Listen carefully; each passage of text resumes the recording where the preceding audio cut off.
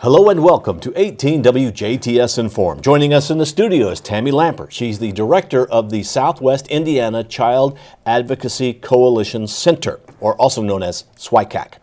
And Tammy, you've got some events coming up that one is a fundraiser, and fundraisers are important because it helps pay for the other event that we're going to talk about, and that has to do with child abuse. Yes. And assault. Let's talk about the event that you have coming up. So I am so excited about our event. September 11th, we are going to have Corey Jewel Jensen, and she is a highly sought after national presenter who does trainings on investigations with sex offenders, child abuse, sexual child abuse cases, and things like that. So excited because during the day, we're going to have a professional training, which is open to our teams, which include DCS, law enforcement, victims advocates, and prosecutors.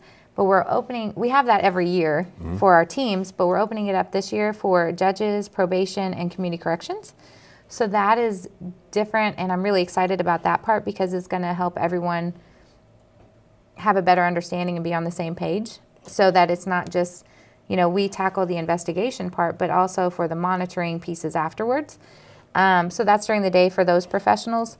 Okay. And anybody that wants to sign up for that, if they fit one of those categories, they can just email me at swicacc@gmail.com to learn more information about that training. Okay. But then in the evening, we have a community training, and it's a pretty big deal. It's free. We're going to have pizza and refreshments, and it is for parents, coaches, youth workers, CASA, anybody that has a kid, has a grandkid, niece, nephew, or works with children. They should absolutely come. Corey's going to talk about grooming tactics, and we'll discuss how to handle if a child does give a disclosure and how to report that, which again, to report is 800-800-5556.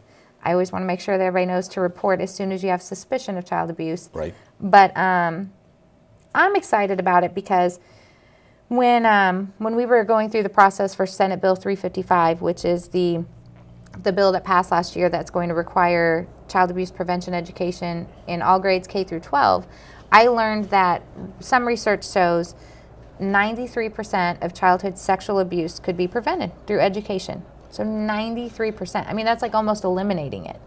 And so, but we have to not only educate the kids, we have to educate the adults too. And you're educating the adults to be able to recognize it or to see a sign. Yeah, to see a sign, to, we have a lot of cases to where, with social media especially, older adults are befriending children on social media. And my first question is, why? Why does your friend's uncle have to friend you on Snapchat? What's the connection there? What's the purpose of that? Right.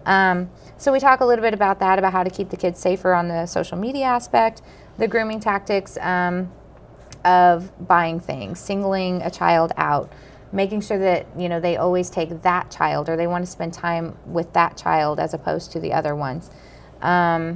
It's great. I mean, there's so many things I could say about it. Well, and this is going to teach folks to look for that. Yes. Yes. Things that we may not even realize. Yeah. And social media really changes the whole aspect of that. It does. It does. I have so many kids that I'll talk to that are in for, they might be in for, a particular physical abuse. And during conversation, because we track all forms of maltreatment, I'll ask, has anybody ever shown you any pictures or videos that weren't okay? Or has anybody ever sent you something or asked you for something?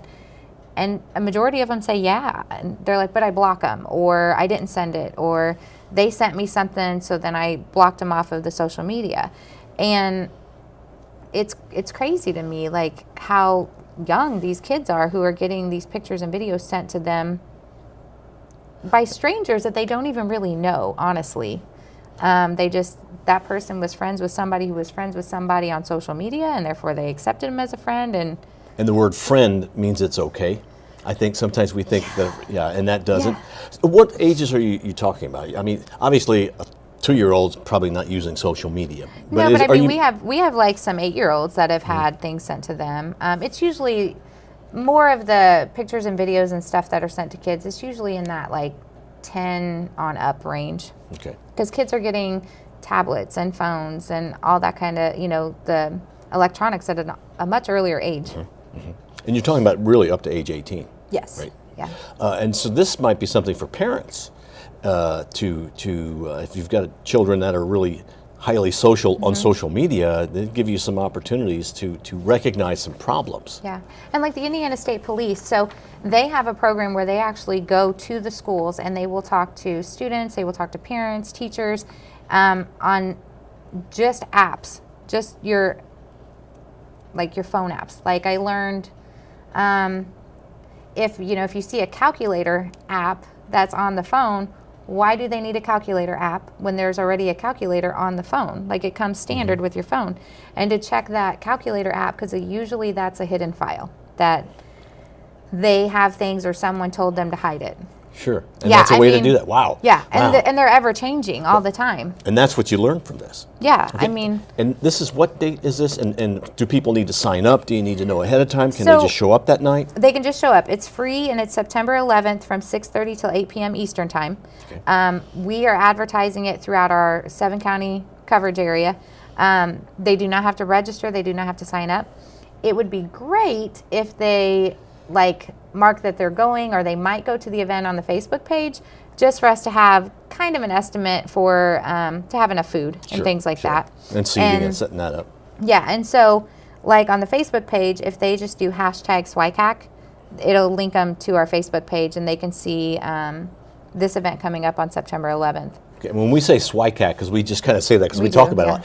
SWICACC. Yeah. SWICACC, SWICACC. Yeah. Okay. And so, we want everybody, we would love to have a packed house. It's at the Huntingburg Event Center, because we wanted to make sure and have plenty of a seating. venue that was big enough. And so, it's great. Like, why? It's funny to me because I think of it as, car seat safety. You know what I mean? Like, you want to learn and read the directions on how to keep your kids safe in the car. Why wouldn't you want to learn how to keep your kids safe from predators? Right, exactly. And so Corey Joel Jensen is the Kentucky Attorney General, paid for her to come to their state 13 times. Like, wow. She's a big deal. She's the best one. And you get so much out of going to her trainings. So I'm hoping that we have a great turnout. Okay, now that's September 11th at 6:30. All right? 6:30 to 8 o'clock. And contact SWICACC if you'd like to go. Now, it takes money to do things like this. You have a fundraiser coming up at the end of September we want to talk about, the Rick McGill Run and Now Float. Yes. Right. Yes, so we have our annual Rick McGill 5K, and we added a canoe piece to it this year, which I think is going to be a lot of fun.